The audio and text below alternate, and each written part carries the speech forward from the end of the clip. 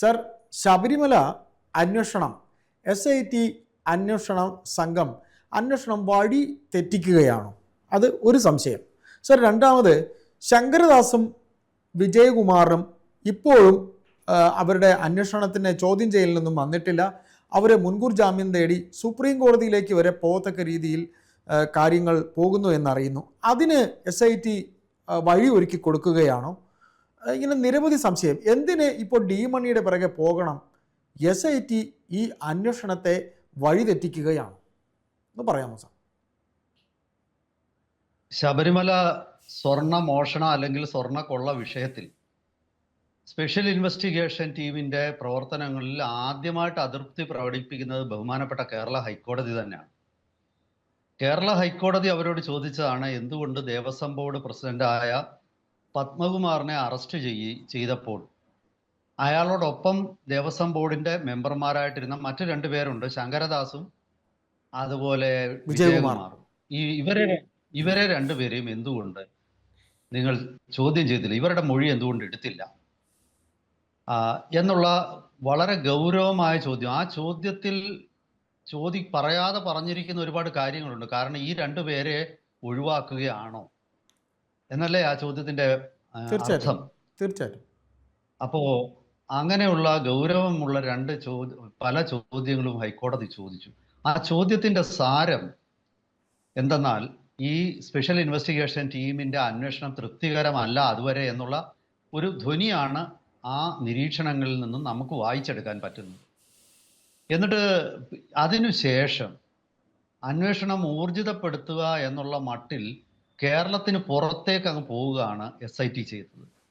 ശങ്കരദാസും വിജയകുമാറിനെയും ഇപ്പോഴും ചോദ്യം ചെയ്തിട്ടില്ല. ഒരു ഹൈക്കോടതി ചോദിച്ചിട്ട് ഹൈക്കോടതിയുടെ നിരീക്ഷണത്തിൽ നടക്കുന്ന ഒരു പോലീസ് അന്വേഷണത്തിൽ പോലീസ് ഉദ്യോഗസ്ഥൻ, ഞാനത് പറയുന്നത് SITയുടെ തലവനായിരിക്കുന്ന വ്യക്തി, ആ വ്യക്തിക്ക് ഹൈക്കോടതി പരാമർശിച്ച രണ്ടുപേരെയും അയാൾക്ക് ചോദ്യം ചെയ്യാൻ പറ്റിയില്ലെങ്കിൽ അദ്ദേഹത്തിന്റെ അന്വേഷണത്തിൽ എന്തോ പ്രശ്നങ്ങൾ ഉണ്ട് എന്നല്ലേ?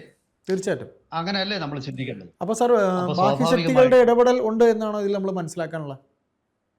തീർച്ചയായിട്ടും പോലീസിനെ സംബന്ധിച്ചിടത്തോളം പോലീസ് പെരുമാറുന്നത് പോലീസിന്റെ രാഷ്ട്രീയ യജമാനന്മാരുടെ നിർദ്ദേശം അനുസരിച്ചാണ്. വകുപ്പ് മന്ത്രി, അതായത് ആഭ്യന്തര വകുപ്പ് മന്ത്രിയായ ആഭ്യന്തര വകുപ്പ് സ്ഥാനവും കൂടെ കൈകാര്യം ചെയ്യുന്ന മുഖ്യമന്ത്രി, ആ മുഖ്യമന്ത്രിയാണ് ഈ വിഷയത്തിൽ ഉത്തരവാദി എന്ന് ഞാൻ നിസ്സംശയം പറയും. കാരണം ഇവിടെ സ്വാഭാവികമായിട്ടും ഈ വ്യക്തികളെ ചോദ്യം ചെയ്യാൻ കോടതിക്ക് പറ്റില്ലല്ലോ. കോടതിയല്ലല്ലോ ചോദ്യം ചെയ്യുന്നത്. ചോദ്യം ചെയ്യേണ്ടത് അന്വേഷണ ടീമാണ്. ആ അന്വേഷണ ടീം ചോദ്യം ചെയ്തില്ല. അപ്പൊ എന്താ അതിന്റെ കാരണം? അത് ഒന്നാമത്തെ വിഷയം. ഇനി രണ്ടാമത്തെ പ്രതിസന്ധി, പലരും ഈ ശബരിമലയിൽ വളരെ വർഷങ്ങളായിട്ട് ഈ വിഷയം കൈകാര്യം ചെയ്യുന്ന പത്രപ്രവർത്തകരൊക്കെ എന്നോട് പറയുന്നത്, കേരളത്തിന് പുറത്തേക്ക് അന്വേഷണം കൊണ്ടുപോയി. എന്ത് ചെയ്യാനാണ്? പോലീസിന് എന്ത് ചെയ്യാൻ പറ്റും? അതായത് ഒരു സ്വർണ്ണക്കടക്കാരൻ ഈ സ്വർണം വാങ്ങിച്ചു. സ്വർണ്ണക്കടയിൽ സ്വർണം വിൽക്കാൻ ചെല്ലുന്നവരുടെ കയ്യിൽ നിന്ന് സ്വർണം ഇവർ വാങ്ങിക്കാറുണ്ട്. വേണ്ടത്ര ഒരു പക്ഷേ അയാൾക്കെതിരെ ചുമത്താൻ പറ്റുന്നത് വേണ്ടത്ര തെളിവുകളില്ലാതെ സ്വർണം വാങ്ങിച്ചു എന്നോ സംശയാസ്പദമായ സ്വർണമായിട്ടും പോലീസിനെ അറിയിച്ചില്ല എന്നോ ഒക്കെ ആയിരിക്കാം ഒരു ഭാഗത്ത്. പക്ഷെ അയാളും കർണാടക ഹൈക്കോടതി പോയിട്ടുണ്ടെന്നുള്ളത് നമ്മൾ ഓർക്കണം. ഗോവർദ്ധൻ, അതായത് തന്നെ ശല്യപ്പെടുത്തുന്നുവെന്നും താൻ വാങ്ങിച്ച സ്വർണത്തിന്റെ വില കൊടുത്തിട്ടുണ്ടെന്നും എല്ലാ രീതിയിലുമുള്ള സ്റ്റേറ്റ്മെന്റും ആരോപണങ്ങളും ഒക്കെ ആയിട്ട് അദ്ദേഹവും കർണാടക ഹൈക്കോടതി പോയിട്ടുണ്ട്. അതിന്റെ ഉത്തരവ് എങ്ങനെയാകുമെന്ന് നമുക്ക് പറയാൻ പറ്റില്ല. അപ്പോഴാണ് ഈ ഡി മണി, ആദ്യം കേരളത്തിലെ മാധ്യമങ്ങളൊക്കെ എഴുതുന്നു, മണിയുടെ പേര് തന്നെ പല രീതിയിൽ എഴുതുന്നു.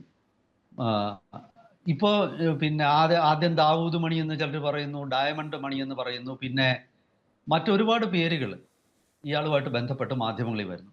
ഇതൊക്കെ പൊതുവിടത്തിൽ ഇങ്ങനെയുള്ള പരാമർശം വരുമ്പോൾ അത് പോലീസാണ് സ്വാഭാവികമായിട്ടും മാധ്യമപ്രവർത്തകർക്ക് ഈ വിവരമൊക്കെ ലീക്ക് ചെയ്ത് കൊടുക്കുന്നത്. ഇതൊക്കെ കണ്ടിട്ട് എനിക്ക് തോന്നുന്നത് ഈ സരിത കേസ് നടക്കുമ്പോഴും അതിനുശേഷം ഈ സ്വപ്ന സുരേഷുമായിട്ട് ബന്ധപ്പെട്ട കേസ് നടക്കുമ്പോഴും അതായത് സോളാർ കേസും പിന്നീട് സ്വർണം കള്ളക്കടത്ത് കേസും ഒക്കെ നടക്കുമ്പോൾ ഇതിലെ ഏതെങ്കിലും ഒരു വ്യക്തിയുടെ പിറകെ കേന്ദ്രീകരിച്ച് മാധ്യമങ്ങൾ ഇങ്ങനെ ഓടും.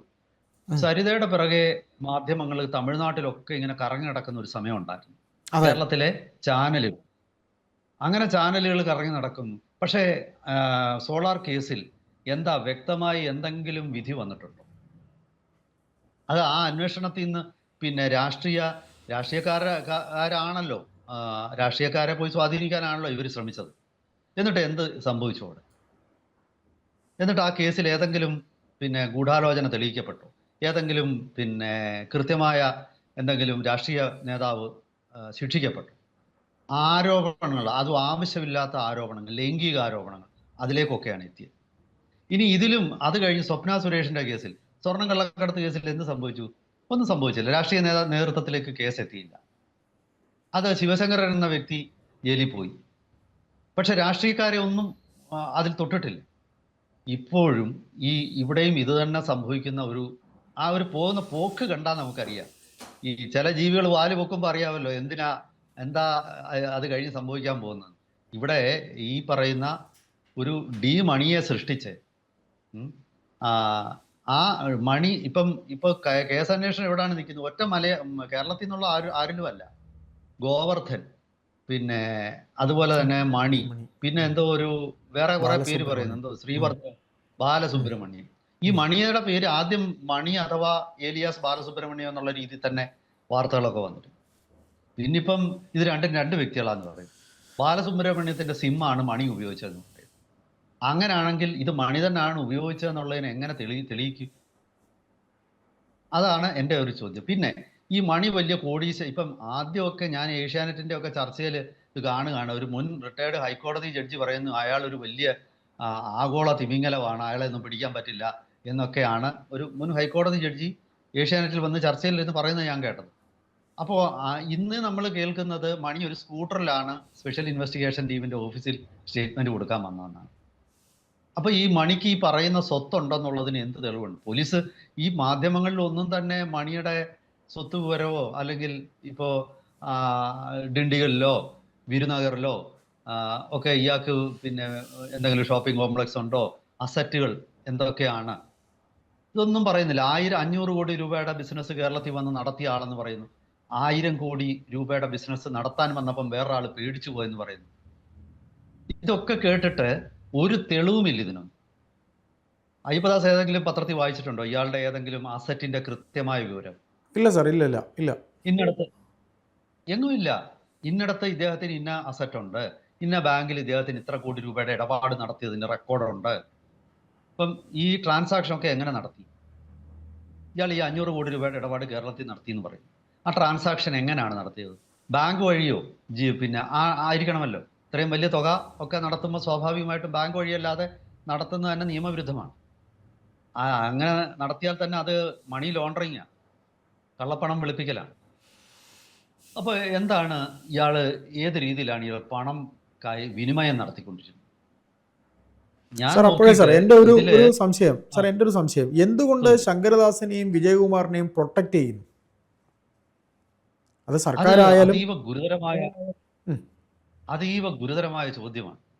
അപ്പോൾ അന്നത്തെ ഈ ദേവസ്വം ഈ പറഞ്ഞ കൊള്ളകളൊക്കെ നടക്കുമ്പോൾ അന്ന് ദേവസ്വം മന്ത്രിയായിരുന്ന കടകംപള്ളി സുരേന്ദ്രൻ എന്തുകൊണ്ട് ഇതുവരെ പോലീസിന് മൊഴി കൊടുക്കാനായിട്ട് അയാളെ വിളിപ്പിച്ചില്ല?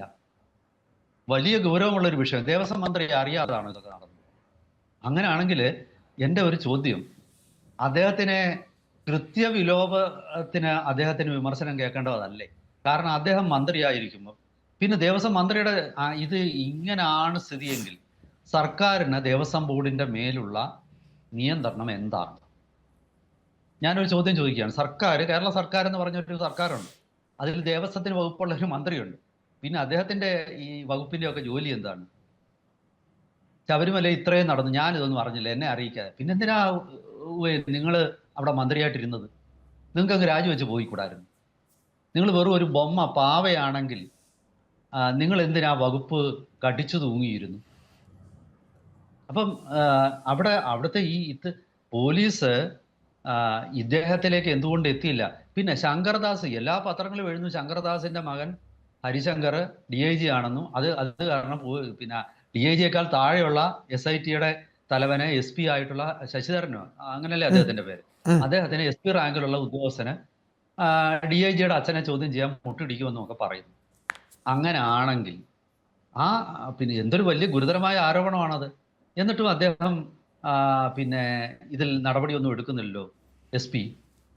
അപ്പോൾ എൻ്റെ ഒരു തോന്നല്, ഒരു പത്രപ്രവർത്തകൻ എന്നുള്ള നിലയിൽ ഞാൻ മനസ്സിലാക്കുന്നത്, അദ്ദേഹത്തിനെ ചോദ്യം ചെയ്യുന്നതിൽ നിന്നും രാഷ്ട്രീയ നേതൃത്വം SITയെ വിലക്കിയിട്ടുണ്ട്. അല്ലെങ്കിൽ അദ്ദേഹത്തിന് സുപ്രീം കോടതിയിൽ നിന്ന് ജാമ്യം അനുവദിക്കാനുള്ള സമയം അനുവദിച്ചു കൊടുക്കുക. ഇനി സുപ്രീം കോടതിയും ജാമ്യാപേക്ഷ തള്ളിക്കളഞ്ഞാൽ മാത്രം ശങ്കർദാസിനെയും വിജയകുമാറിനെയും അറസ്റ്റ് ചെയ്യുക. ഇത് പിന്നെ ശങ്കർദാസിനും ഈ പിന്നെ വിജയകുമാറിനും കിട്ടുന്ന നീതി എന്തുകൊണ്ടാണ് പത്മകുമാറിന് കൊടുക്കാതിരുന്നത്? അതും ഒരു ചോദ്യമാണ്. കാരണം ഈ മെമ്പർമാര് അങ്ങനെയാണ്, പ്രസിഡന്റ് മാത്രമാണ് തീരുമാനം എടുക്കുന്നത്. പിന്നെ ദേവസ്വം ബോർഡിൽ എന്തിനാണ് ഈ മെമ്പർമാരെ വെച്ചോണ്ടിരിക്കുന്നത്? മെമ്പർമാർ എന്നുള്ള തസ്തിക അങ്ങ് ഇല്ലാതാക്കിക്കൂടെ? അവർക്ക് അധികാരമില്ലാത്ത മെമ്പർമാരുന്നില്ല. അപ്പം പിന്നെ അവിടെ വേറൊരു ചോദ്യം, ഈ ശങ്കർദാസിനും വിജയകുമാറും ഒക്കെ ദേവസ്വം ബോർഡ് മെമ്പർമാരായിരുന്നപ്പോൾ അവർ പിന്നെ എന്ത് ചെയ്യുകയായിരുന്നു? അതെ, ശബരിമലയിൽ ഇത്ര വലിയ കൊള്ളയും പിന്നെ അഴിമതിയും ഒക്കെ നടക്കുമ്പോൾ അവരിതൊന്നും അറിഞ്ഞില്ല എന്ന് പറയുന്ന അവരുടെ കണ്ണ് ആരാണ് മൂടിക്കെട്ടിയത്? അങ്ങനെ ആരെങ്കിലും അവരെ പിന്നെ മൂടിക്കെട്ടിയെങ്കിൽ അവർക്കെതിരെ എന്തുകൊണ്ട് അന്നത്തെ ദേവസ്വം മന്ത്രിക്കും മുഖ്യമന്ത്രിക്കും ഒക്കെ പരാതി കൊടുത്തില്ല? കാരണം ഇവരെ എല്ലാം അപ്പോയിന്റ് ചെയ്തത് മന്ത്രിസഭയാണ്. ഇതെല്ലാം രാഷ്ട്രീയ നിയമനമാണ്. അതെ, അല്ലാതെ പരീക്ഷ പാസ്സായി വന്നിട്ടുള്ള നിയമനമോ കോടതി നിയമിച്ചോ ഒന്നും അല്ലല്ലോ, രാഷ്ട്രീയ നിയമനമാണ്. അപ്പൊ ആ രാഷ്ട്രീയ തലതൊട്ടമ്പന്മാരെ ഇവരെ അറിയിച്ചില്ലേ? അപ്പൊ അത്ര പിന്നെ ലളിതമാണോ കാര്യങ്ങൾ? പിന്നെ ഇപ്പോ ഈ മണി എന്ന വ്യക്തിയിലേക്ക് ഈ പിന്നെ ആരാണ്, ബാലസുബ്രഹ്മണ്യമാണോ പിന്നെ വേറെ ഏതോ ശ്രീകൃഷ്ണനോ അങ്ങനെ എന്തോ ഒരു പേരും കേൾക്കുന്നു, ഡിണ്ടുകല്ലുകാരൻ, അല്ല വിരുനഗറിലുള്ള. അപ്പോ ഈ ഇല്ലാത്ത വ്യക്തികൾ പിന്നെ എന്താണ്, ചില വ്യക്തികളെ സൃഷ്ടിച്ച് ആ വ്യക്തികളിലേക്ക് കുറെ നാൾ ആ വ്യക്തികളുടെ പുറകെ അന്വേഷണം പോയിട്ട് ഒടുവിൽ ഈ യഥാർത്ഥ പ്രതികൾ രക്ഷപ്പെടാനുള്ള അവസരം ഉണ്ടാക്കി കൊടുക്കുകയാണോ പോലീസ് ചെയ്യുന്നത്? ഇനി അതല്ല, വേറൊരു സംശയം വരുന്നത്, ഇപ്പൊ CBIക്ക് ഇത് വിട്ടുകൊടുക്കുകയാണ്. അങ്ങനെയാണെങ്കിൽ CBI അന്വേഷിക്കട്ടെ, അപ്പൊ അതുവരെ നമുക്കിതിങ്ങനെ നീട്ടിക്കൊണ്ടുപോവാ, ഒരു കഥയൊക്കെ പറഞ്ഞ് അങ്ങനെ ഇരിക്കാം എന്ന് പറയുകയാണ്. എന്തുകൊണ്ട് ഈ മാധ്യമ പ്രവർത്തകര്, എൻ്റെ ഒരു സംശയം, നമ്മുടെ സമയം അവസാനിച്ചത്, ഒരുപാട് ചോദ്യങ്ങളുള്ള ഒരു വിഷയമാണ്. എൻ്റെ ഒരു സംശയം ഞാൻ ചോദിക്കുക, അതായത് കേരളത്തിലെ മാധ്യമ പ്രവർത്തകർ വ്യക്തികൾക്ക് പിറകെ പോകുന്നത് എന്തുകൊണ്ടാണ്? ഇഷ്യൂ അല്ല. ഇപ്പൊ ശബരിമലയിൽ നിന്ന് കൊണ്ടുപോയ സ്വർണ്ണം ഈ തൊണ്ടി മുതൽ പിടികൂടാതെ എങ്ങനെ പ്രതിയെ ശിക്ഷിക്കും? തൊണ്ടി മുതൽ ഇതുവരെ കിട്ടിയിട്ടില്ലല്ലോ. തൊണ്ടി എവിടെ പോയി? അത് പിന്നെ അതിന്റെ പിന്നിൽ പിന്നെ എന്തായിരുന്നു ഇത് എവിടെ വെച്ചാണ് മോഷണം പോയത്, ഏത് സ്ഥലത്ത് വെച്ചാണ്? ഒന്നും ഒരു നിശ്ചയവുമില്ല. ഈ പോലീസിന് കൊടുത്ത മൊഴി എന്ന് പറഞ്ഞ മാധ്യമങ്ങളിൽ വരുന്നതൊക്കെ നാളെ കോടതി വരുമ്പം ഈ പോലീസ് പ്രതി ചേർക്കപ്പെട്ട ലിസ്റ്റിലുള്ള ആൾക്കാരൊക്കെ കോടതി നിഷേധിക്കുക. അപ്പോൾ ആ മൊഴിക്കൊരു പ്രാധാന്യമില്ല. അപ്പൊ ഈ മൊഴി കയ്യിൽ വെച്ചുകൊണ്ട് തെളിവ് പോലീസ് ഉണ്ടാക്കിയാൽ മാത്രമല്ലേ പോലീസിന് നിലനിൽപ്പുള്ളൂ. ഇവിടെ പോലീസും ഈ ഡമ്മി പ്രതികളെ ആണോ ഇങ്ങനെ ഹാജരാക്കുന്നത്? ചോദ്യങ്ങൾ ഒരുപാടാണ്, ഉത്തരങ്ങൾ തൽക്കാലം ഇല്ല. നമ്മൾ പിന്നെ SITക്കും അന്വേഷിക്കാൻ സമയം കൊടുക്കണം. തീർച്ചയായിട്ടും ഒരു അന്വേഷണ ഉദ്യോഗസ്ഥന് സമയം കൊടുക്കണം. പക്ഷേ നമ്മൾ ഈ ചോദ്യമല്ല എന്തുകൊണ്ടാണ് ചോദിച്ചത്? ബഹുമാനപ്പെട്ട കേരള ഹൈക്കോടതി തന്നെ SITയുടെ പ്രവർത്തനത്തിൽ അതൃപ്തി പ്രകടിപ്പിക്കുകയും അതിന് കാരണമായിട്ട് ഹൈക്കോടതി ചൂണ്ടിക്കാണിച്ച വസ്തുതകൾക്ക് സമാധാനം ഉണ്ടാക്കാൻ ഈ SIT ശ്രമിക്കാതിരിക്കുകയും ചെയ്യുന്നു എന്നുള്ളത് കൊണ്ടാണ് ഇത്തരം സംശയങ്ങൾ നമ്മൾ വീണ്ടും ചോദിക്കുന്നത്. നേരെ മറിച്ച് ശങ്കർദാസിനെയും വിജയകുമാറിനെയും അവരെ ഒളിവിൽ പോകാൻ അനുവദിക്കാതെ കോടതിയുടെ പരാമർശം വന്നപ്പോൾ അപ്പോൾ തന്നെ കസ്റ്റഡിയിൽ കൊണ്ടുവരുവോ, അല്ലെങ്കിൽ അവരിൽ നിന്ന് കുറഞ്ഞ പക്ഷം അവരെ വിളിച്ചു വരുത്തി ഒരു സ്റ്റേറ്റ്മെന്റ് എടുക്കുകയോ ചെയ്തിരുന്നെങ്കിൽ അത്രയ്ക്കെങ്കിലും ഒരാശ്വാസം ഉണ്ടായിരുന്നു. ഇത് നഗ്നമായ നിയമലംഘനം പോലാണ് നമ്മൾ കാണുന്നത്. വരും ദിവസങ്ങളിൽ ഇത് എങ്ങോട്ട് പോകും എന്നുള്ളത് പോലും ആർക്കും നിശ്ചയമില്ല. എന്തായാലും പൊതുസമൂഹത്തിന് ഈ അന്വേഷണത്തിലുള്ള വിശ്വാസം നഷ്ടപ്പെടുന്ന രീതിയിലേക്കാണ് കാര്യങ്ങൾ പോകുന്നത്. സർക്കാരിൻ്റെ ഇമേജിനെ അത് വളരെ പ്രതികൂലമായി ബാധിക്കും. ഈ പഞ്ചായത്ത് ഇലക്ഷനിൽ മാന്യമായ ഒരു തോൽവിയിലും ചില മാന്യതകളുണ്ടായിരുന്നു. പക്ഷേ ഇനി വരാനിരിക്കുന്ന അസംബ്ലി തെരഞ്ഞെടുപ്പിൽ ഈ കണക്കിനാണ് പോകുന്നതെങ്കിൽ ദയനീയമായ ഒരു തോൽവിയിലേക്കും മുഖം നഷ്ടപ്പെടുന്ന രീതിയിലേക്കുമാണ് പോകുന്നത്. ഏതായാലും വരും ദിവസങ്ങളിൽ കൂടുതൽ അന്വേഷണ പുരോഗതി ഉണ്ടാവുകയാണെങ്കിൽ നമുക്കത് ചർച്ച ചെയ്യാം.